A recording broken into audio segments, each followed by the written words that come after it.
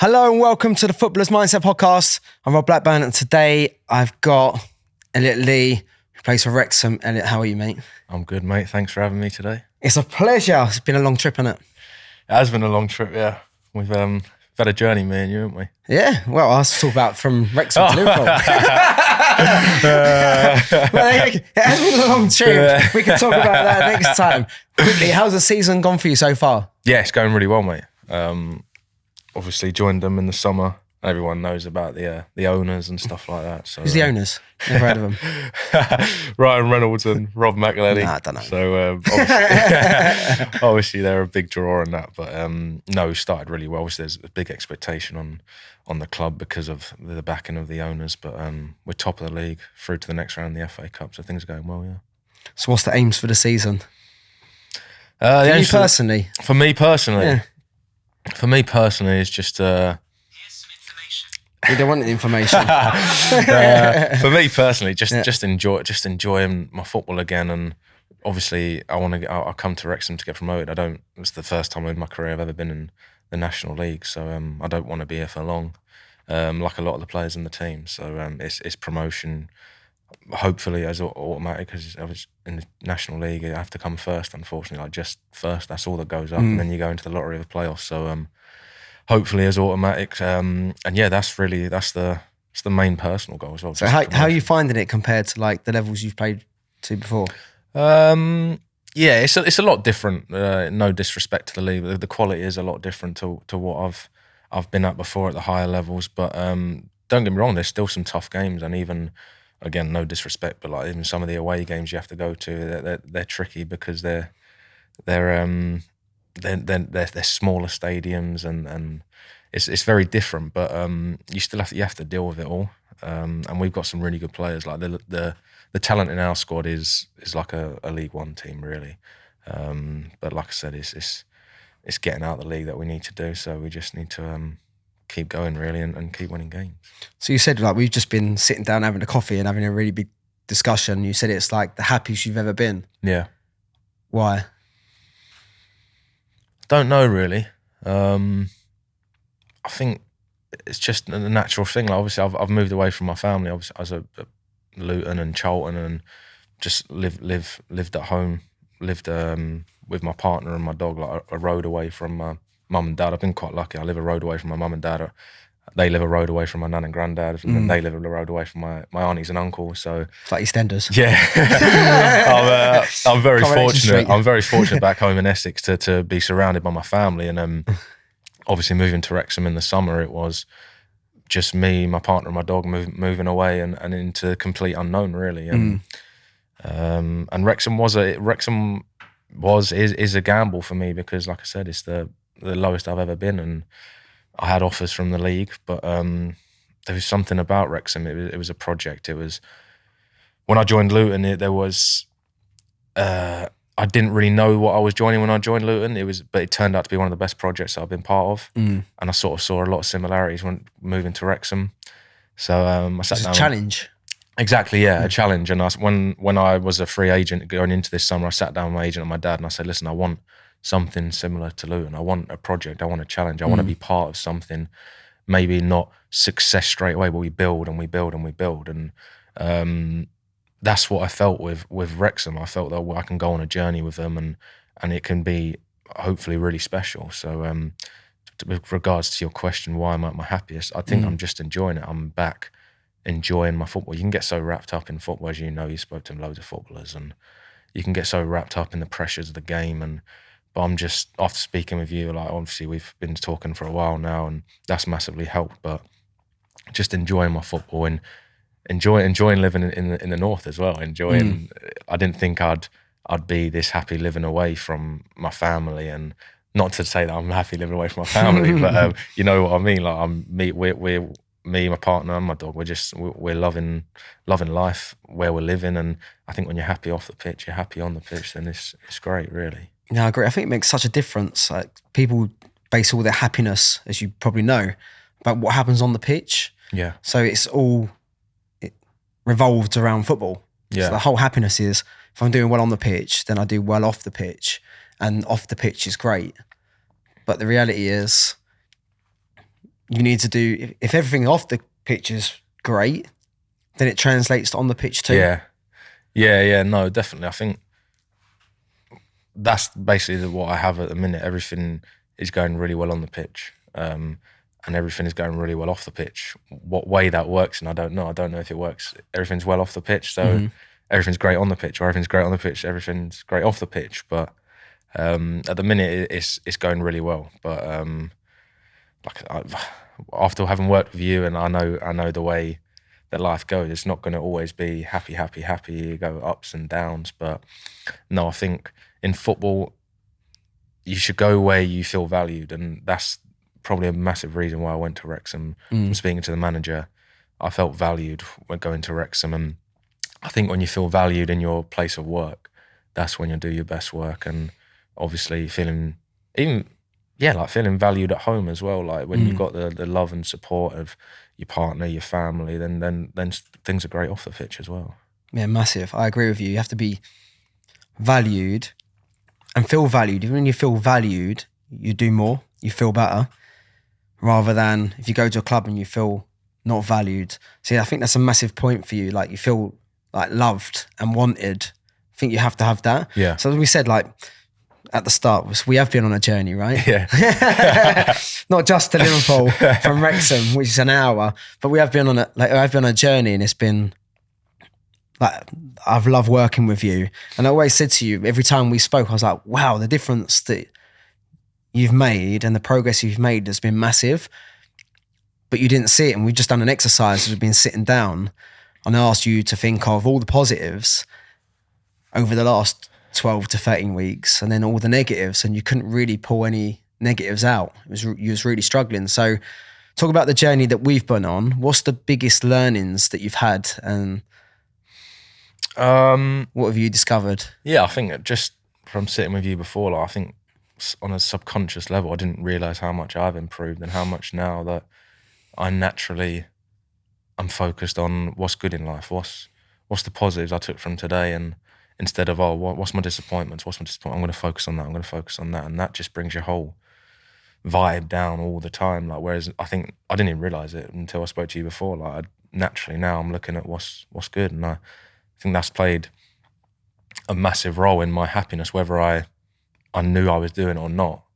Just from speaking to you before, it's like, wow, like that, I am looking at the positives now. I'm looking at everything good in my day. And I think from what I've learned over the last 12 weeks or so, just be like accepting that things are going to go wrong in life, but you can't control any of that. Accepting the unknown, accepting the uncertainty. It's tough really, because there's so many little things now that I do that you've taught me, and even when things, just don't argue with reality really. As soon as you start arguing with reality, it's why? Like, you can't change it. So if I get left out of the team or something goes wrong in my day, well, the only way I'm getting annoyed is if I argue with reality. And that was massive for me, because it's completely true. Like, that is the only way I can get annoyed, pissed off, is if I start arguing with reality. And what's the point? Did you do that before? Oh, massively, yeah. Massively. I'd argue with everything. Over anything, like, it should be this, it should be that, it should be, and then you started telling me, is it true? And I was like, everyone says it. Yeah. So then I just started questioning everything. Well, is it true? Like, is that reality? And I'm like, no. And then like, right, why are you arguing with it? Because it's just gonna cause you to like have negativity and just ruin your day or whatever. But yeah, there's been so many little things, like even the little quotes you give me and stuff like that. What was the happiness equals happiness equals expectation.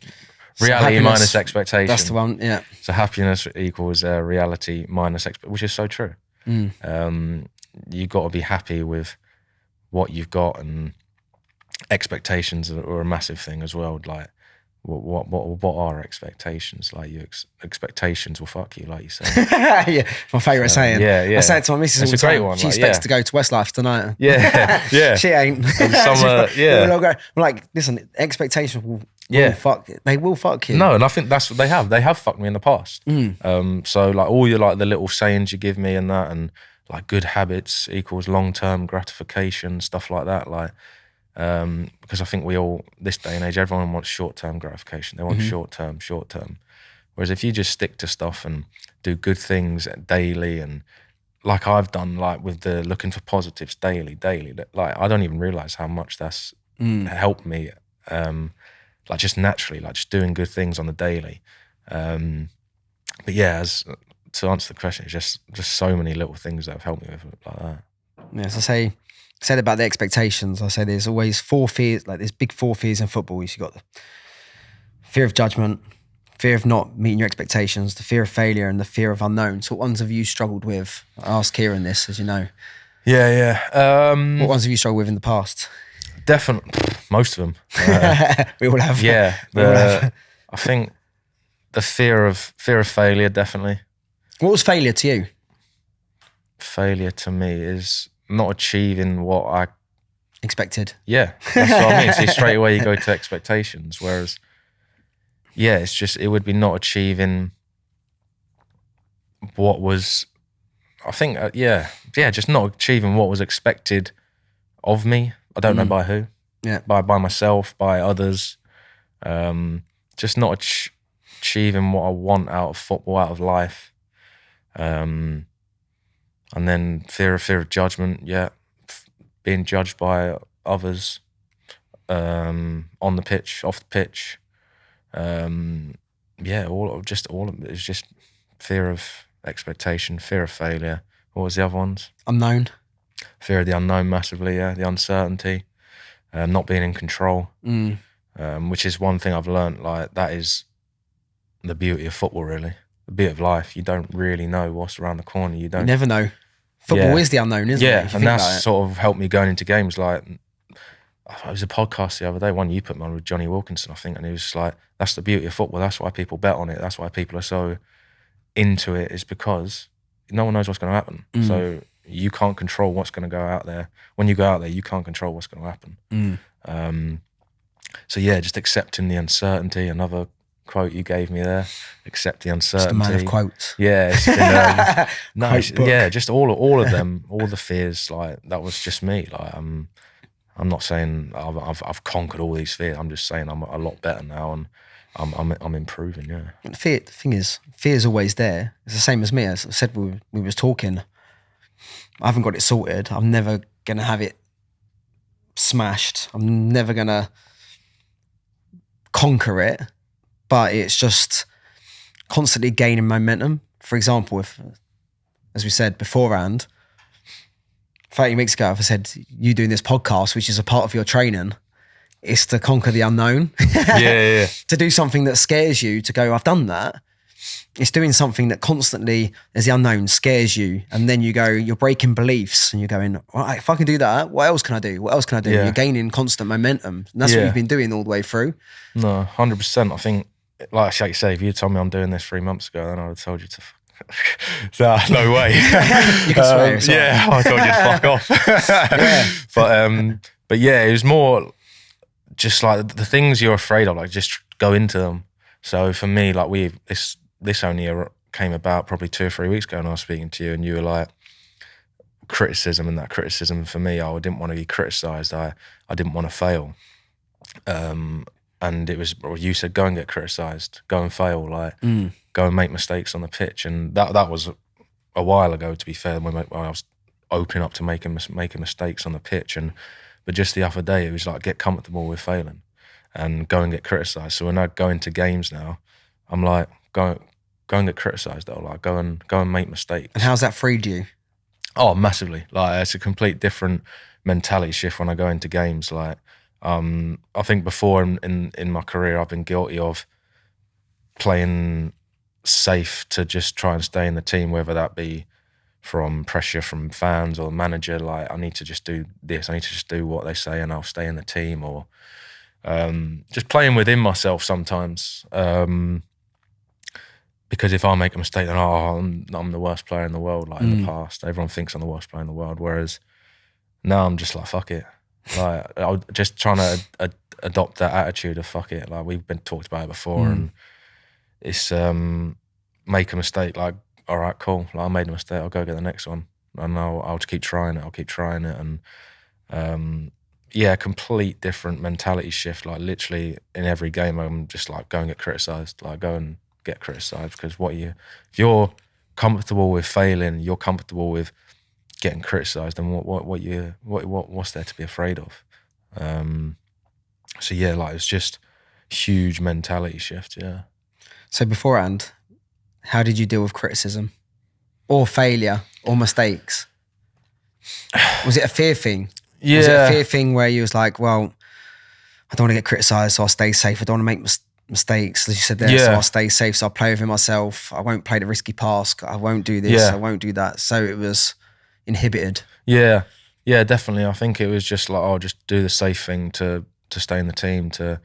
I even had a chat with a coach about it at Luton, and he was just like, you're playing safe. And I was like, yeah, like, because I'm just trying to do what, like, just trying to stay in the team. Like, and he was like, no, I don't want that. And he was correct. He was 100% correct then, but I wasn't in a place where I was ready to be like, come on, let's really change.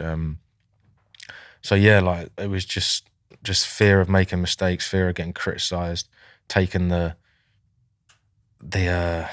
just like if I make a mistake, if I have a bad game, then I was the worst player in the world. Like, but I think it's all to do with like a confidence in yourself, a trust in yourself, and just like, all right, I made a mistake. Like, cool, we all make mistakes. Like, and again, it's expectation. What do you expect to go into a game and not make a mistake? Because that's not realistic. Did you do that? Yeah, 100%. Yeah. I was like, I'd probably come home happy and be like, I didn't give the ball away today. Like, if I come home and say that to myself now, I'd be fuming. Yeah. I'd be like, well, you didn't give the ball away. You didn't try anything risky. You didn't try and risk the ball. You're letting your teammates down because you have the ability to open up defenses, to create goals, to score goals, but you're playing safe because why? I'd be fuming at myself. Like, go and give the ball away. Go and make mistakes. Go and hit row Z if you want with a shot. Because if I'm not prepared to miss and hit row Z, then I'm not prepared to score. Mm-hmm. So like, it goes back to all the paradoxes that you tell me. Like, you have to be prepared to fail. The more you fail, the more successful you are. So in my game mantra before I go into games, and I'm like, I'm prepared to fail in order to succeed. So I'm prepared to give the ball away to create a chance. I'm prepared to hit row Z with a shot in order to stick one in the top corner. I'm prepared to go full throttle into a tackle. If I miss it, I miss it. I'm prepared to lose to win. So when you open yourself up to failure, you open yourself up to success. So I'm prepared to get criticised, to get praised. If I want to be praised, then I got to be prepared to get criticised. And so it's been that acceptance of that sort of philosophy going into games has been just huge for me. It's nice. As you said there, you can't have one without the other. You can't expect just to have praise and not have criticism. It doesn't matter what you do, you're going to get criticised anyway. Yeah, like, it doesn't matter what you do. Like, you see people doing things for charity. You see Rashford doing things for kids and he still gets criticised. Yeah, he gets criticised for feeding starving kids, and it's just ridiculous. So if people are like always going to have their... Like Messi, Ronaldo, Bale, all these players, they get criticised by their home fans. So like with the Wrexham fans are incredible. Like the support they give me, the lads, is overwhelming. Like, I didn't expect anything like it. It's been huge. Like, they sing my song, and like What's your song? I've never heard it. They liken me to the White Pele. But can you sing it? I'm not even joking. I've never heard it. Just get on YouTube or something. You got to sing it. Come on. No, I'm not singing it. Come on. Nah. It's a part of your training. No, I can't be. No way. It's that facing fear thing. You got to sing it. Come on. No, you'll be able to see it. Get off on YouTube. But no, like the support around the town and the community is incredible. But so like where it's going well at the minute, and like the attacking players normally take the praise really. So like I'm taking praise. A lot of other players are taking praise. We're all taking praise really, but just getting sung a song about you. But like, if it was ever to go bad, then I've got to be prepared to take criticism. Like, if I'm the one taking the praise for the good games, getting the man of the matches, or whoever it is, but then my mentality is, all right, well, if it goes bad, then I'll also take the criticism on my shoulders because I can't have one without the other.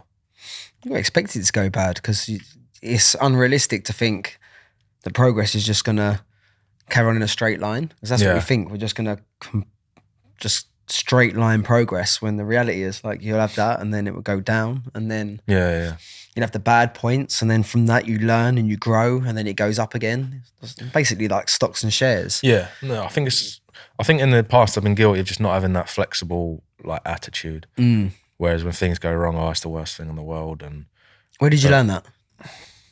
Where did I learn that attitude of it's the worst thing in the world? So the failure, like for example, if I make a mistake, it's the worst in the world. Or if I fail, because you've said that a couple of times now. Yeah, I'm not sure. I don't know whether it's like a fear of rejection, fear of where I've been rejected from a couple of teams in the past. Not reject just as in straight bombed out the team. I don't know whether I have that. Oh, well, maybe I'm not good enough. But I don't. I wouldn't say it is that. I'd say it's just fear of just being bombed out again, because it's the worst feeling in football, being bombed out of a squad. And but yeah, it's probably I'm not sure really. Would you be scared of that again, or would you be being bombed out? Yeah. How do you feel about that now? Yeah, I think. Yeah, it's a tough one because football literally changes so quickly. But I've had it probably twice in my career where I've just been completely bombed out of the squad. And I think sometimes you do project your past onto your future, and you have that underlying fear of, maybe you don't know it, but like subconsciously you go about your way that you're still in fear of being bombed out. But I think I've got a lot better at that. Maybe that is why I played safe sometimes in previous clubs, is because I don't want to be bombed out, when actually I'm doing it, it's having the opposite effect. It's probably making me closer to getting bombed out because you're playing safe. Yeah. But yeah, when you're an attacking player, you got to take risks. Exactly. Yeah, that's one thing I like to pride my game on now, is just taking risks. And all right, if it doesn't come off, it doesn't come off. The next one will. So it's a huge mentality shift. Yeah. The other mentality shift you've had is now, you said you enjoy the defensive part of your game. Yeah. Yeah, the other day I celebrated a tackle, which is something I've never done in my career before. I think it's funny because you talk about expectations and that, and it's a hard one for me to have to adjust my attitude, because coming up through growing up at school at West Ham, I was always goal scorer, always score all the goals. It was Elliot Lee, goals. But as I've got into my professional career, I'd very rarely played as a striker. I've played from the left, I've played behind the striker, and now I'm even playing as a centre midfielder. Even at Wrexham now, I'm playing as a number 8, a box-to-box midfielder. So you talk about expectations, and I've had to sort of, and it has been hard. It's hard to grasp that now, and in the last few years, not being that goal scorer I was when I was younger. But it's like something that I feel like this season it's really clicked, because I did it last season at Charlton as well. I played as like a number 8, a box-to-box midfielder. But this season, like, there's something about like doing the dirty work and just covering every inch of grass you can. That's sort of getting me horny. You know what I mean? Best way I've ever described it in a long time. But don't get me wrong. I love attacking. I love scoring goals. I love creating goals.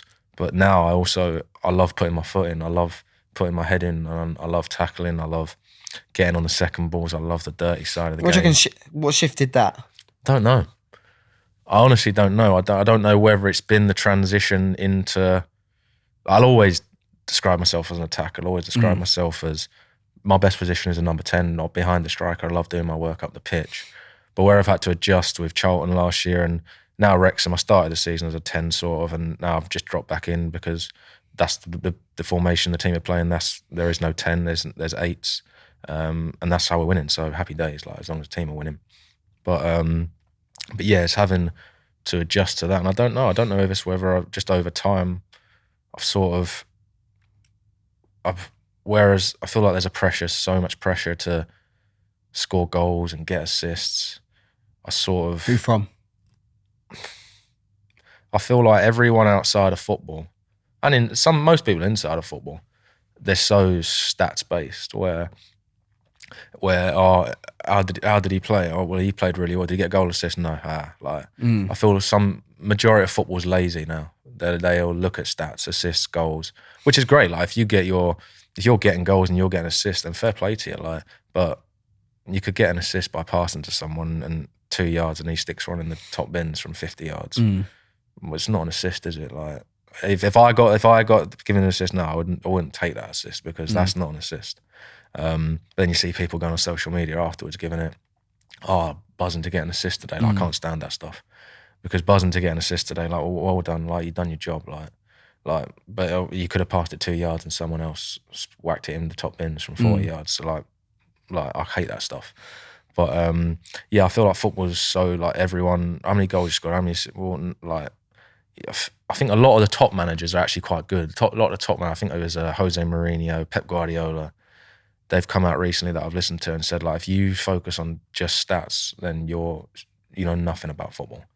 So that's something I've sort of tried to take into my game. Like stop focusing so much on getting goals, getting assists. Like you can do your job for the team if you give everything you've got. Like get stuck in, do the hard yards. Like play well. Like for me now, I'll go home.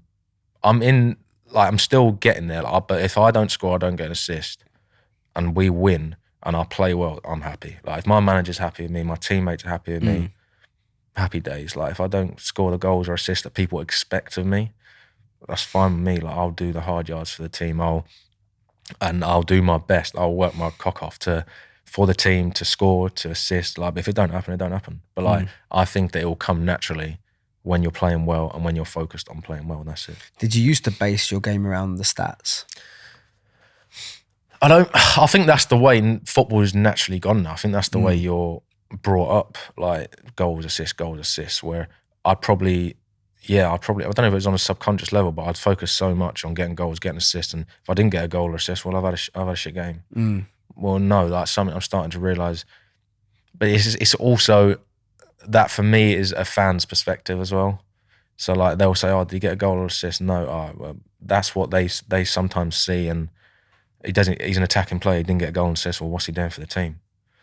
And it's like if you're with someone who actually knows football, you might like my manager or my teammates or even a fan who really knows football, they'll see what a good player brings to the team. They'll see he could make a run, he could find a pocket of space that creates gaps, he could give a great pass that isn't necessarily an assist, but it's a great pass that leads to someone getting an assist to a goal.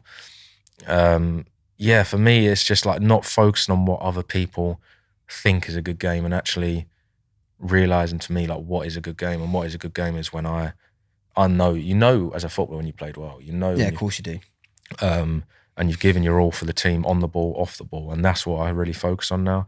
I focus on playing well. I focus on giving everything I've got every game, and it's going really well for me. So this podcast called The Footballer's Mindset, right? So we talk about mindset a lot. So the question I've got is, what does mindset now mean to you? Mindset. It's a tricky one, really. I feel like mindset to me is just how you view things. Yeah. It's hard to put it into one phrase, but to me, it'd just be how you view things. How do you go into certain situations? How do you react to certain situations? I think you're exactly right. So your perception around things. Yeah, your perceptions, really, yeah. And you can train that. Yeah, 100%. So for me, going into games now, instead of focusing on, I need to get a goal, I need to get an assist, I have 3 things that I focus on, really. What are they? One is my perceptions. So I'm sort of like, the more I run, the more I get on that ball, the better I'll feel in this game. Like the better I'll feel all over. 2 is my work rate.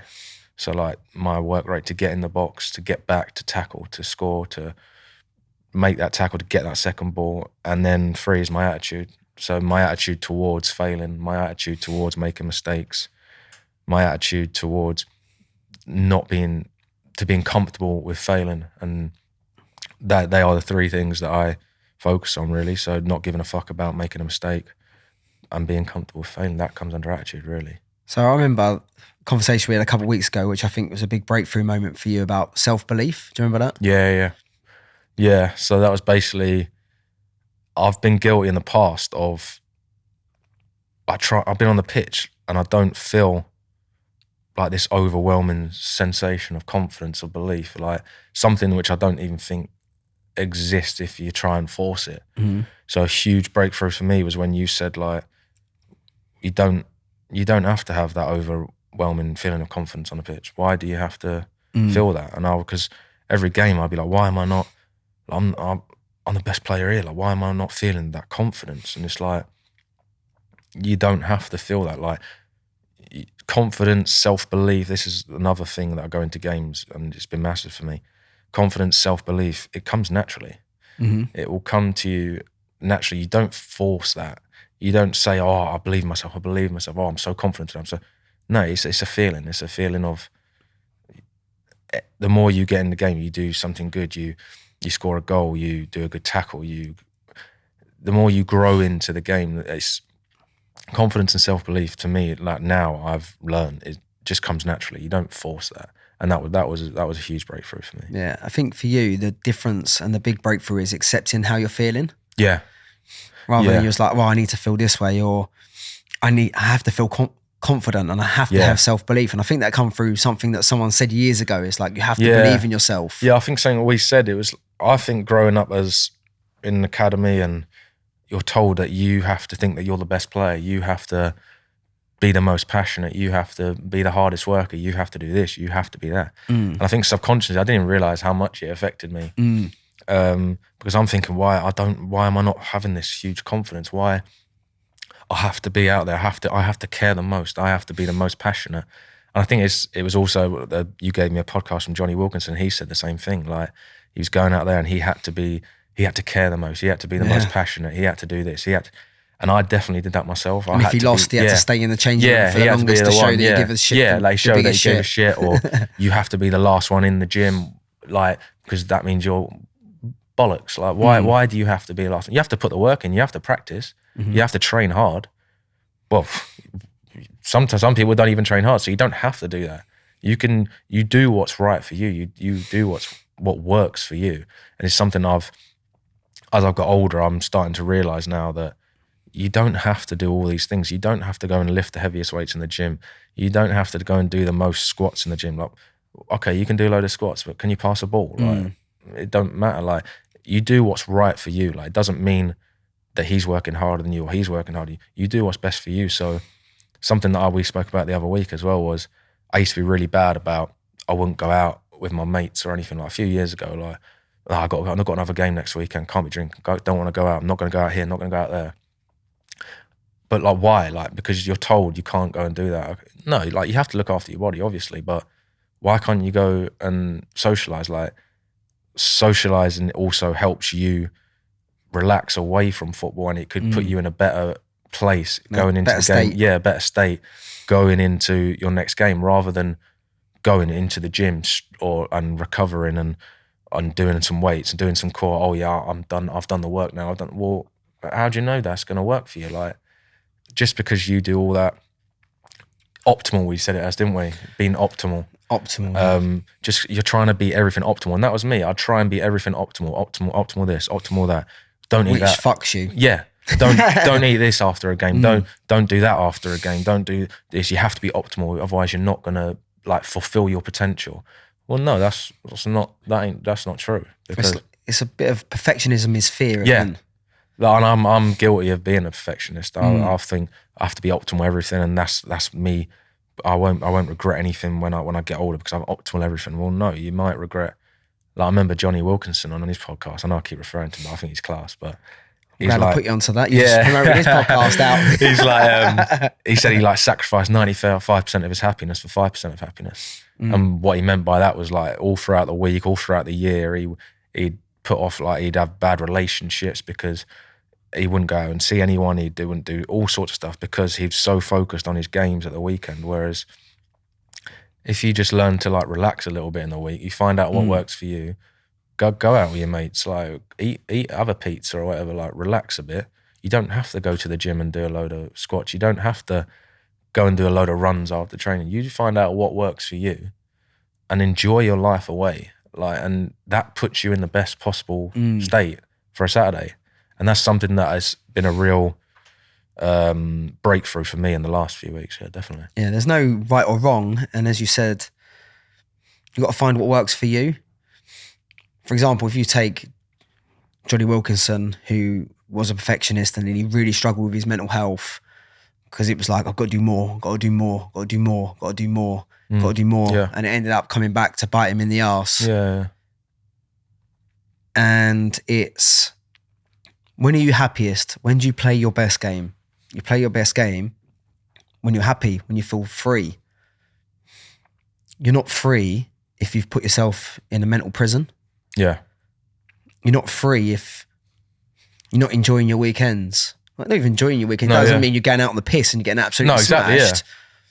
Having maybe a beer or relaxing, or just even putting your having focus somewhere else. Having a pizza. Yeah. Like, it's not going to kill you. It's it's having a little bit of balance. Yeah, but whereas I would have been like in the past, like, no, I can't eat that. I need to get the right food on it, which is good to an extent.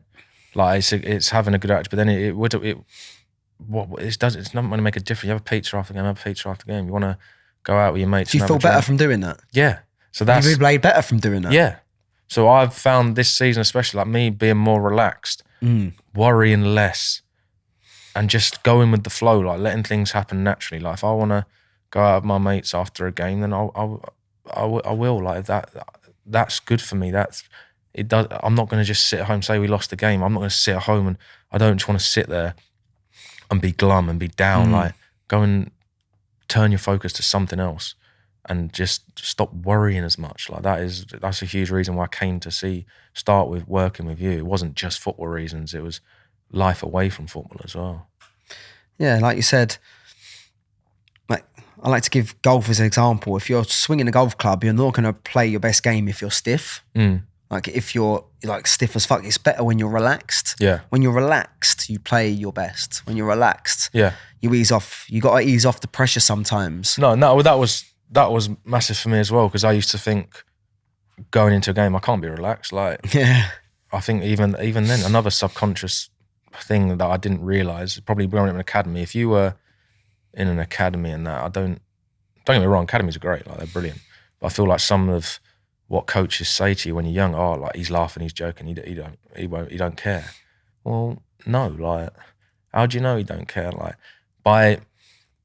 so me going into games, if I'm relaxed and I'm joking about, I'd be saying to myself, no, you need to be pumped up here. You need to get smashing your head against the wall. Yeah, you need to get more up for this. Yeah, you need to get more up for this. You're too relaxed. You're gonna have a stinker now. But then the other side of that was, if I was proper pumped up, I'd be like, oh, you need to relax. You need to relax. So it's like, well, how am I gonna win here? Whereas now I'm just like chilled. Like, I go into a game chilled. Like, whatever happens, I'll deal with. Like, and I'll arrive. I'm trusting myself. Whatever happens, I'll naturally deal with. Like, I trust myself. I trust my ability now.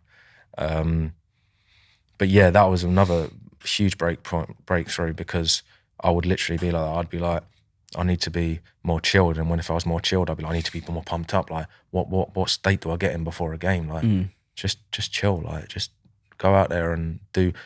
The way I look at it is, if, like, the more you think, the more you get out. The more you think, the more you get away from where you want to be. The more you get away from that flow state. So, like, if you were going into training, you wouldn't, like, go and overthink it. Like, you wouldn't be thinking so much. Like, so why do you do it when you go into a game? Like, why do you start overthinking stuff? And so that's when I was like, do you know what?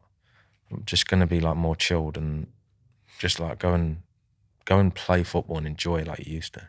So as you said there, when you get into flow state or the zone, what actually happens is you have less thoughts. Yeah. You have less thoughts, not more thoughts. Yeah. You're working on automation, so you're not consciously thinking about it. Yeah. No, that's what I think. So you're more relaxed, and then as soon as you start thinking about it, you're out of it. Yeah. As soon as you think about flow state, you're out of it. So you're better off being relaxed and chilled. Yeah. And there's no right or wrong. Some people, they might feel they need to bring themselves up. Some people... Yeah. No, it's just like I said, it's whatever works for you. Some people do need to bang their head against the wall. If that's what gets them going, that's what gets them going.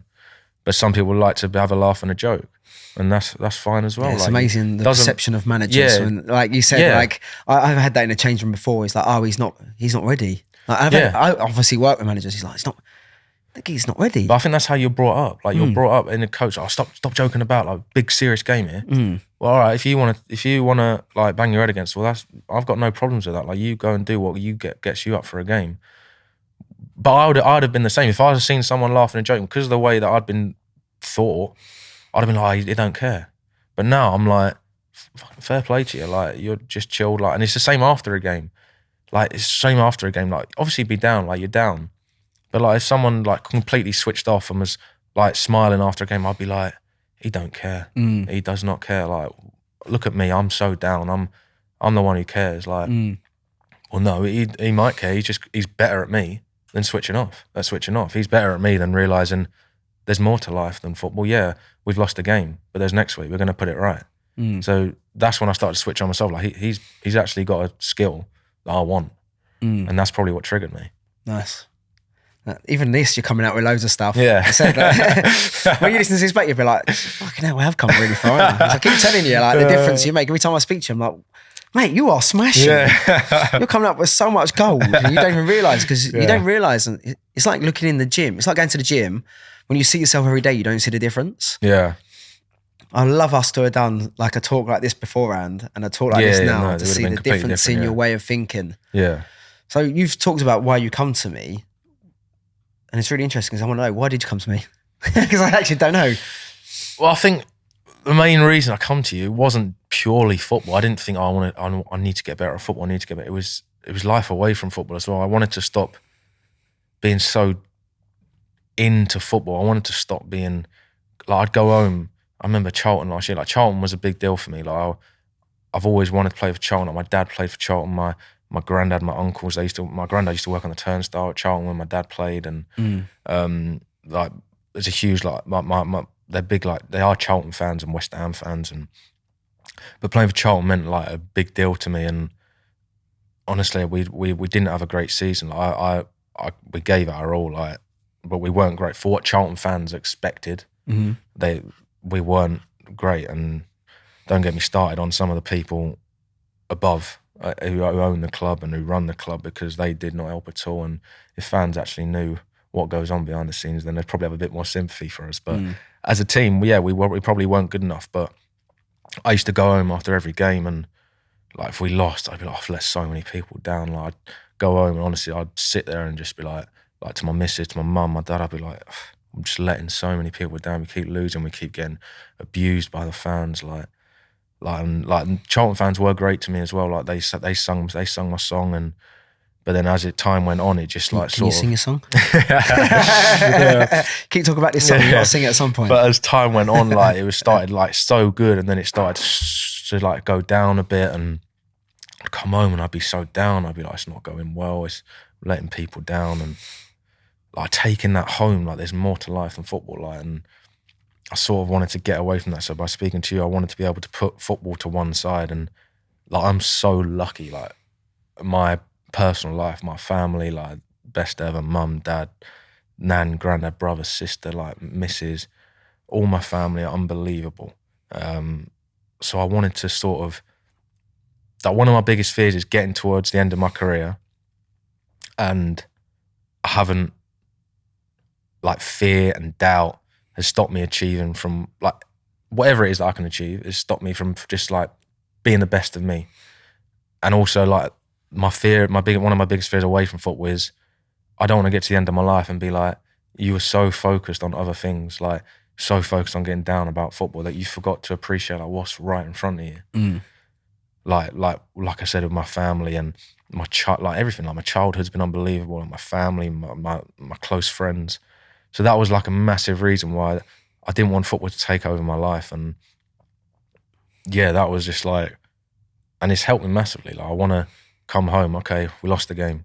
We've let people down. Fans are going home. They're not happy. But there's always another game. Like, we can put this right. And it's not the end of the world. But for me, like, losing the game, playing badly, or it was like, and from the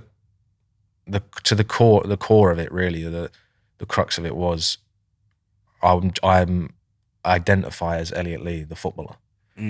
Whereas I don't want to identify as that, because when you define yourself as that, then anything that happens in football that's your identity. So you lose a game, you have a bad game, well then, I'm the worst player in the world. My life's so bad. Like, well, no, like I had a bad game. All right, cool, let's get on with it. Look what you got at home. Look what you're going home to. So for now, for me, like whenever I sometimes like I meditate. I'll meditate before a game and that, and I'm like, when I'm speaking to myself, I'm like, no matter what happens, you're coming home to like your missus, your dog, your home, your mum, your dad, like your family. Like I've already won. Like I can't lose. Like, so if I try and get in that mentality more, like, okay, we lose a game, okay, cool. Like it's great. It's not great, but we can put that right. But now switch your attention to what you actually have and identify as, because to my mum and dad, I'm Elliot, the son. To my brother and my little sister, I'm Elliot Lee, the older brother, the younger brother. To my missus, I'm Elliot Lee, the boyfriend, and my nan and granddad, I'm Elliot Lee, the grandson. Like, they don't care how I play at a weekend. Did you define yourself, even to them? Did you think, I'm Elliot Lee, the footballer? No, I don't think, no, not to them. Cool. But I think it's just a natural thing. Like, I'm a footballer. This is me. Like, I've not done my job at the weekend. Oh, everything's so bad. Like, but to them, they don't care. To the people I love, like my family, my close friends, they don't care how I play. In a good way. Like, they don't care. Like, they want the best of Elliot at home. Like, to them, I'm not Elliot Lee the footballer. I'm L. Like, do you know what I mean? I'm L, who's part of the family, like a huge part of the family, and who loves being with them, and like they don't care what happens at my game. Like, no. So why am I taking everything Elliot Lee the footballer? Why am I taking all of his like downs? Like, why am I taking it home to them? But they don't deserve that. Like, you're missing out on everything that's right in front of you now. Like, life's short. Like, why I don't want to take everything home with me and not enjoy what I actually have there. Like I said, one of my biggest fears is when I get older, I'm like, I just focus so much on stuff that didn't matter.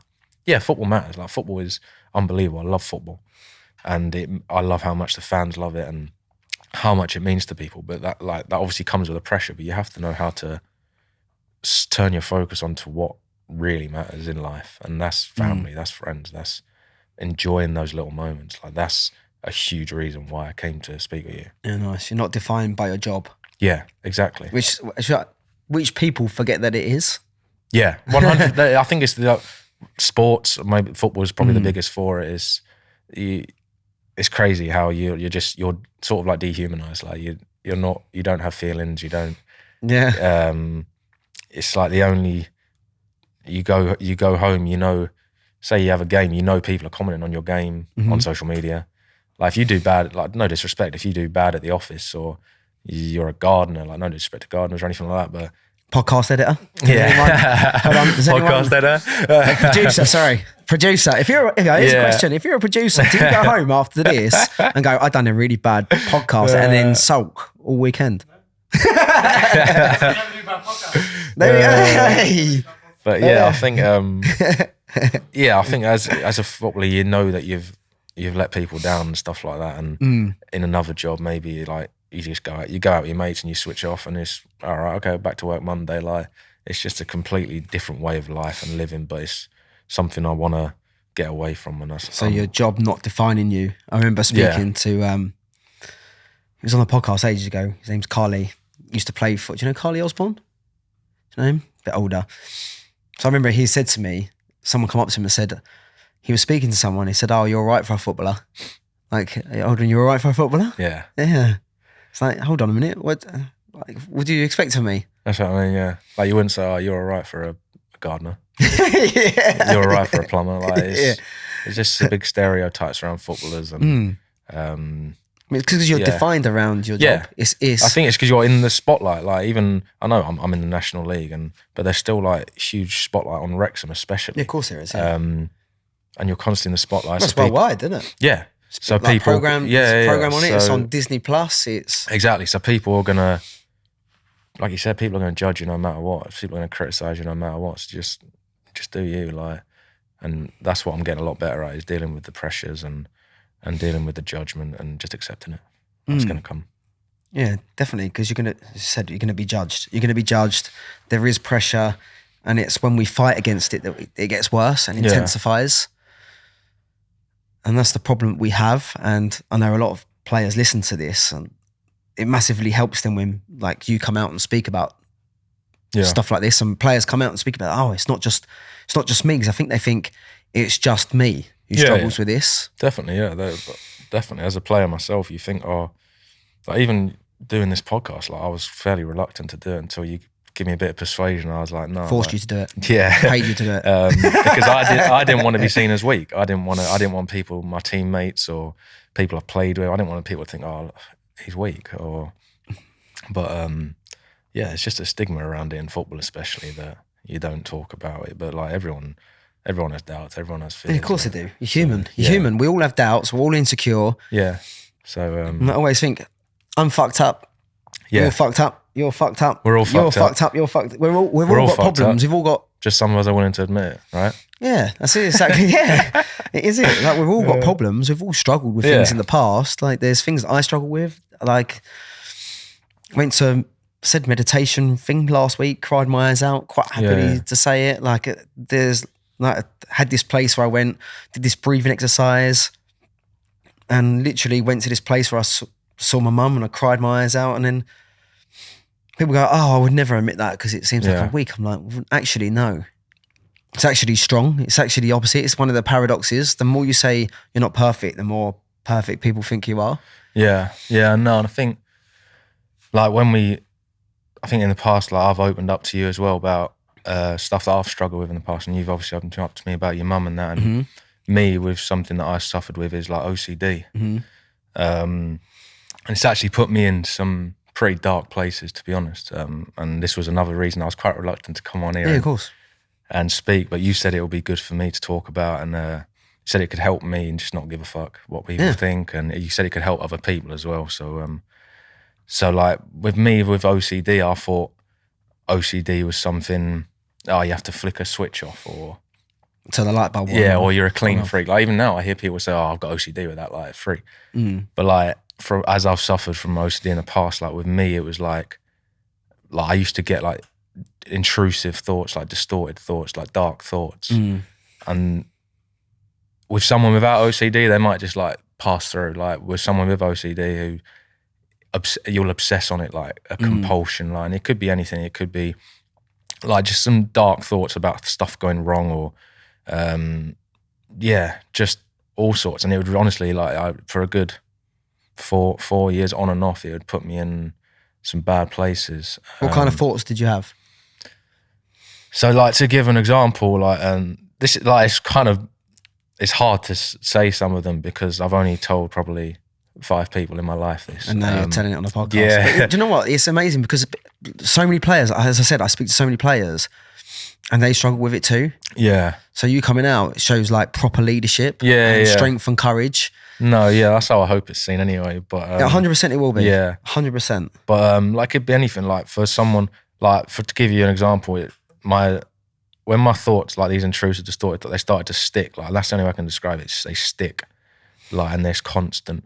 So when I was at Barnsley, it probably started to start there. I started getting bombed out the team on my own a little bit, really, like, and living away from home. I'd be driving my car and I'd see a motorcyclist in like my rear window, and then it could be like a minute later or so, I'd hear a bang, like something, just nothing. I look back in my rear window and there weren't a motorcyclist there. My mind would go like, you've hurt someone there, you killed that motorcyclist. Like, obviously I haven't. Obviously I haven't. I think I'd know if I'd done it. But anyway, I'd drive off. I got back to my flat that day and I was like, I can't sit here like this. Like, it was stuck in my head. Mind's like, convinced you. The more I fight it, the worse it gets. Like, I got back in my car and I went back to it, and there was nothing there, obviously. But like, it's thoughts like that, and it could be a thought about something like 5 minutes ago. It could be a thought something 10 years ago. Like, but there's all sorts of like different types of OCD. So like, you can have like a memory loss one where you're like, there sort of are like memory loss ones where like it's something so insignificant you can't remember the exact event. Like, because your mind gets rid of insignificant stuff. But like, it's like, oh, what if I miss something? What if I miss something? Like, it's just like, the best analogy I can give it is your mind, like, 2 + 2 in your mind is 4. But your mind's telling you, no, it equals 5. Like, and it's like, it's the worst feeling ever. Like, with OCD, if you actually know about it, and you, like, people listening now, like, they'd probably laugh, like, and say, what, you get bad thoughts? Or like, everyone gets bad thoughts. For someone with OCD, like, you obsess over it. You obsess, like, it's constant. And like I said, like, that's the analogy I give it. Like, and there's 99.9999% like, this thought is complete bullshit. But what OCD don't listen to logic. Like, you can't reason with it.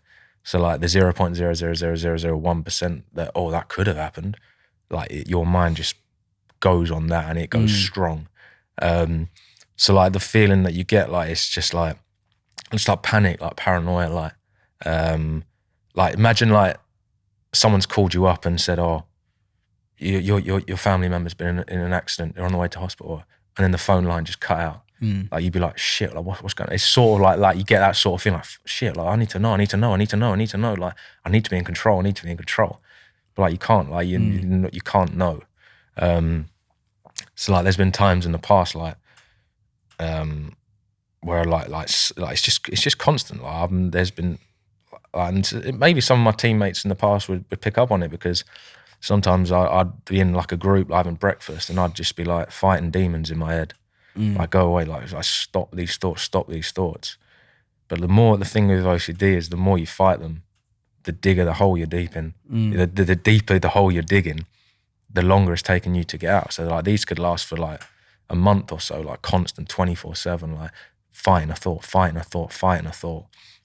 And like, I'd be there, like, talking to all the lads, and then I'd be like having a conversation in my head, fighting these demons. And like, sometimes the lads have been like, oh, you're right, Al? And I'd be like, yeah, sorry, I was daydreaming, like. So like, yeah, like, it's been like a lot I'm really good now. Like, I've accepted it. Like, I laugh at my intrusive, distorted thoughts. Like, I was telling you earlier about how I split up with my missus like a year ago for about 5 months or so. And during that 5 months, I had like I'd call it an episode, like, where I have a bad thought and I'm fighting it. And like I said, it can last for weeks, months, like constant 24/7 obsession, like. And where my OCD is like a mental compulsion. So if it doesn't feel right in my head, I couldn't get on with my day. Like, there's like a block. It's like a block in my, like a depression we said earlier, like a depression sort of thing. Like, there was a block in my head, like, I couldn't get on with it. I have to make it perfect in my head. I have to make it perfect. Gotta get rid of this thought. Gotta get rid of it. So like, during this period where I split up with my missus last year, sort of came across an Instagram profile, and it said all this stuff about OCD. And from then I was like, wow, like, that's crazy. That's me. Like, all this OCD, memory loss, like mental compulsions, like OCD will go against like everything that your morals, like everything that you think, like, go by, like all your morals, like, will just go completely against that. It goes against the person you are, basically. And because I hated it so much, and I would just fight when I was actually doing the worst thing, like trying to fight a thought, trying to fight it. It's just the worst thing I could have done, but I didn't know that back then. So then I came across this page, and it was just like, wow, like, this is huge. That is me, like, that's me. I'm not weird. There's nothing wrong with me, like. So then straight away, like, I was like, what am I doing? Like, so I was obviously groveled to try and get my missus back. And then it was like the best thing ever, really. The day I tried, when I get back with my missus, like, I told her everything, like, because my missus, bless her, like, when we were together before, like, I would be sat there and she'd be talking to me on the sofa, and I wouldn't be there. Like, I'd be fighting the demons in my head, trying to make something right in my head. Like, there'd be mornings where she'd wake up and she'd go, oh, like, you've been sweating last night, like, you hot? And I was like, yeah, just boiling. But it weren't. It was because I've been tossing and turning all night, hardly slept, like puddles of sweat. Like, I mean, like, stained the mattress, like, because like the paranoia, the panic, the horrible place, like. But I didn't tell her any of this. Like, I didn't tell her any of this before. Why was you so scared to tell her? I think I was scared to tell anyone. Like I said before, like, so my missus was probably the first person that I told. one of the first people that I told. Like, I did spoke to you. I saw like a therapist about it, which really helped, but didn't like get me to where I wanted to be, but really helped. So then telling her, I thought, you know what, like she just deserves to know, like she deserves to know, because like it's not fair. Like I was probably a shitty boyfriend sometimes because I would be stuck in my head. Like she's talking to me, I'm just not there. I'm in the room, but I'm not there. Yeah, I get you. And it was like that with a lot of people, really. So like opened up to my missus about everything, absolutely fine. Like the same day I went, like told my mum and dad about it all, sweet. Like told my brother and that, and they're probably like, they're only like 4, 5 people that I've told. But and then I opened up to you. Yeah. But no, like even, yeah, that's like, so it's something we wanted to talk about today. And yeah, it's not nice when you get yourself in a rut, but like you said, coming out and talking about it, it'll help me like not give a fuck what people think. Like, I don't care. Like I'm in such a great place now. Like I laugh at my intrusive thoughts, the distorted thoughts. I laugh at them. I know who I am. I trust who I am. Like, Yeah. I'm a good person. Do you know what I mean? And yeah, like so, just like if it can help me and it can help someone else, if it helps someone else, because I don't want someone else to think. I wouldn't wish that on my worst enemy. The place, it's hard to describe what it's like, but it's like a depression, just like there's no fun in your life, no massive block in your head. Like there was, I'm not gonna lie, there was times I got home from training and I'd like once or twice, I'd just cry. I'd be like, come on, like to my brain, like give me a break. Like this give me a break. Like I'd pray, and I'm not like the most religious person, but I'd pray and be like, come on, like give me some help here. Like these thoughts, they're killing me here. Like, come on.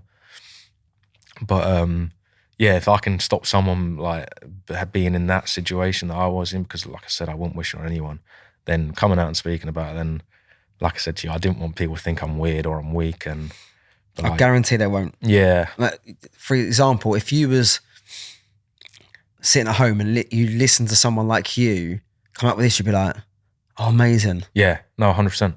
Like, for example, I've talked about the stuff that, the reason I talk about the stuff that I go through is because it helps me. One, it helps me. It is my therapy. Talking about it, and you realise people don't care as much as you think they do. Yeah.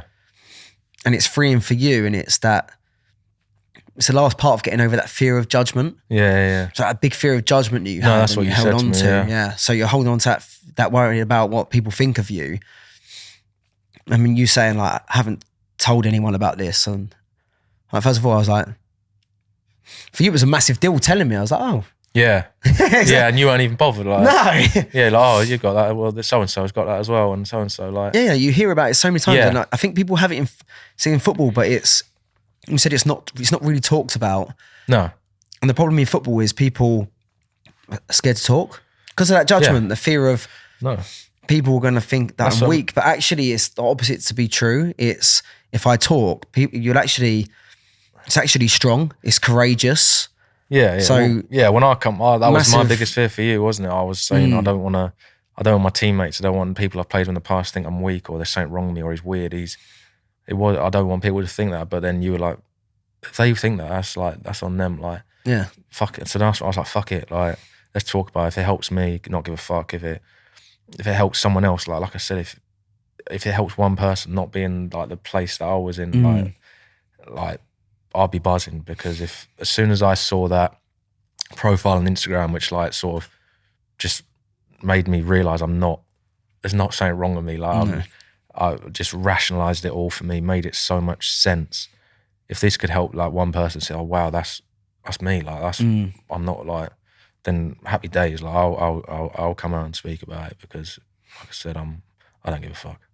No, that's amazing. Yeah. Like fair play. Like, do you feel better for saying it? Yeah, no, it feels good. Yeah, like obviously, like I said, I could count on one hand the amount of people I told that.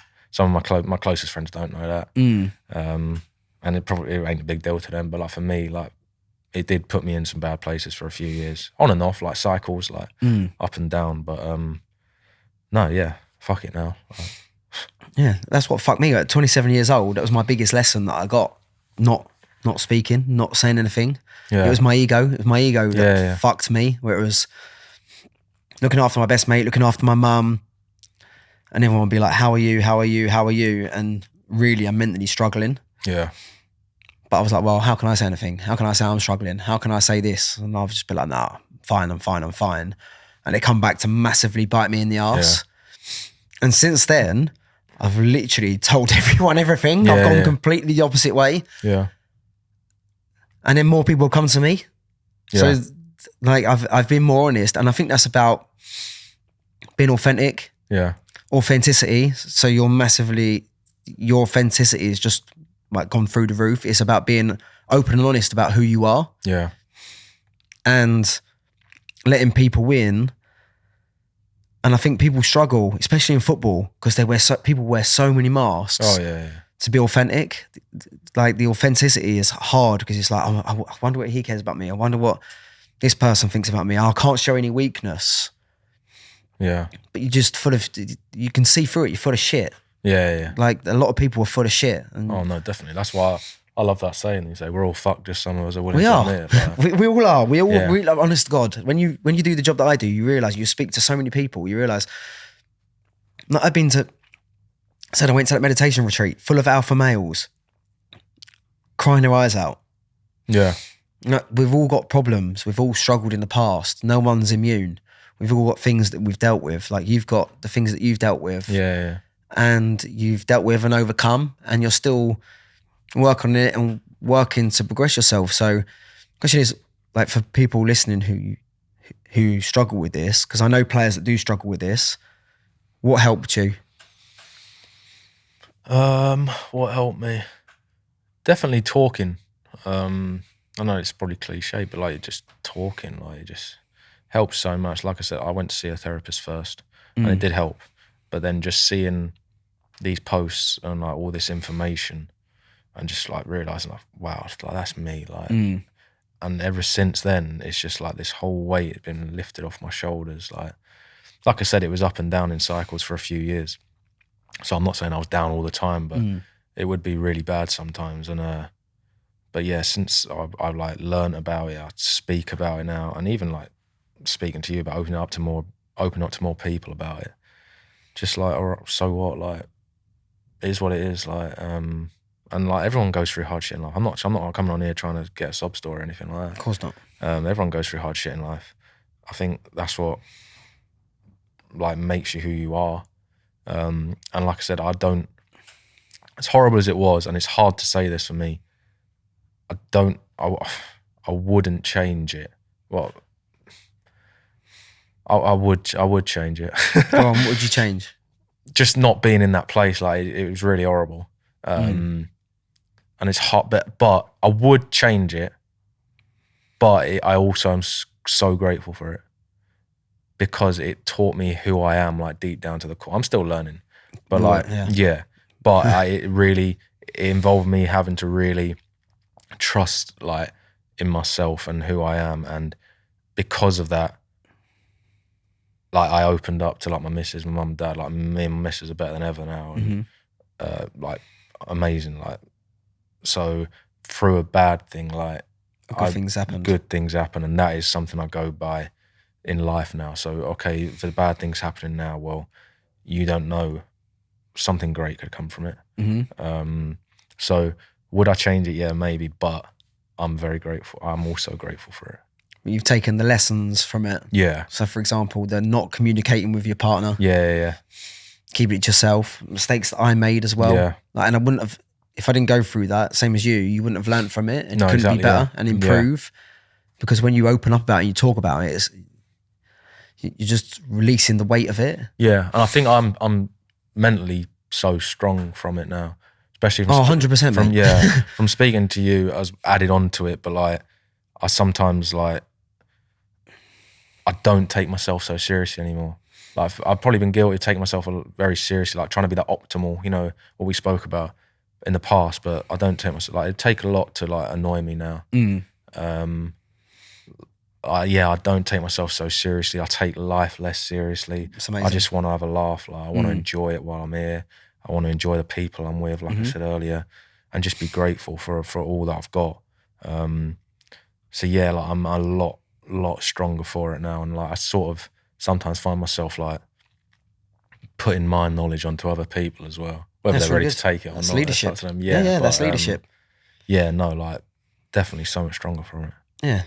And point we to pick up on is, like, for example, if I spoke to someone and they had this wall up and they said everything was going great and I'm smashing life, I'd automatically think you're full of shit. Yeah, 100%. You're full of shit. There's Yeah. no chance. I've never seen anyone, and that is you just putting a wall up. Yeah. You're not. That's not authenticity. That is not being true to yourself. Yeah, It's opening yourself up to go, do you know what? This is who I am, and you're human. yeah, We all struggle. As I said, That's what I I mean, struggle. yeah. I'm a coach. I'm a coach, and everyone's like, "Why are you saying you're struggling?" I'm like, "Well, because it's the truth. Yeah. Like, I don't deal with everything great. I still lose my shit sometimes. Like, even now, I said it to you earlier. It's been like, since I've had a kid, it's been like, right, I'm used to having really high energy. It's been like illness, no Yeah. sleep. I'm like, am I going to get a break from this? yeah, Like, this is destroying my soul. yeah, Like, literally killing me. Am I going to get a break? But yeah. again, I'm human. No, exactly. Yeah, I think If I said to you, that's why we relate so well, or we get on so well. If I'd have come in and been like, no vulnerability, yeah. you would have seen through me straight away. No, exactly. Yeah, I think it's all because of social media and that as well. Everyone puts on their highlights, don't they? And everyone thinks everyone else is perfect, but in reality, like everyone's fucked. Like, Yeah, of course they are. The So- best way I like to see social media described that is a image management tool. yeah, That's social media. Social Yeah, media, yeah. you put whatever you put on, you kind of want people to see. So it's a social management tool. yeah, But can you put on the real you, which you've done? I think for you, that shows massive courage, massive strength. And that is mental strength. yeah, That is strong. yeah. What isn't strong is someone comes here and go, yeah, smashing life. Like that That's is, what I mean, yeah, for me, it's- that's weak. Yeah, it goes back to all the paradoxes, doesn't it? Where you just, the more imperfect you are, the more perfect Amazing. people see you are. And yeah, I just think, yeah, I'm at a point in my life now where like, You're comfortable. I'm Comfortable with yourself in your own skin. I've turned a massive corner in the last year or so, and Massive. like I said to you earlier, I'm happy, mate. Like I'm happy in my life. that. I love my life. So yeah, buzzing. Amazing, mate. Right, to finish off, we got getting to know you. Get these cards out. 90 seconds. I've shuffled them already. Right, 90 seconds before we finish off. Right, 90 seconds. You answer as many questions as you can. All right, go on then. Complete honesty. Not that you won't. Not that you won't now, right? So ready? 90 seconds. 3, 2, 1, go. Best player you've played against? Best player I've played against, Wayne Rooney. You ever feigned injury? Never, Ever had a sunbed? never. Who's the longest in the shower? Who's the longest in ever or now? Who's the longest Ever. in the shower ever? I don't know. Who's the toughie that? This could be the whole 90 seconds. Quick. Harry Cornick. Sweet or savoury? Sweet. Who's better, Messi or Ronaldo? Messi. Tea or coffee? Neither. Pants or boxers? What's the longer ones? Boxers. Boxes. Talent, born or made? Big discussion. That is big. I'm out of time for can't carry on. Born. We're gonna have a big chat. Who'd play you in a movie about your life? Who would play me in a movie? Ryan Reynolds. Yeah. Go on then. Have you ever stolen anything? If you have, what was it? Ever stolen anything? No, not that I remember. What was your first car? BMW, Instagram, Facebook, or TikTok? Instagram. Interesting facts about you that no one would know, and that is time. So that's the last one. I learned to play guitar in COVID. Nice. I got all right at it, but no, I'm crap. So you can sing a song. You can sing that song with a guitar. We've got a guitar here. No, just, Have you actually? I'm crap at it. I'm crap now. I've lost all the talent. That'd have been the best. Can you imagine that? That'd have been a proper exclusive. Jesus Christ. Mate, thanks so much, Connor. Did you enjoy it? Loved it, mate. Thanks for having me. Has that gone quick? Yeah. It was like an hour and... How Yeah. long was that? An hour and 20 minutes, isn't it? That's good, that, mate. It's good. Amazing. Well, listen, if you've liked the podcast, do me a favour. Like it, share it, subscribe. You know it makes sense. And give me a 5-star review because it's worth it. El, thanks a lot, mate. Thank you, mate. Cheers. Thank you.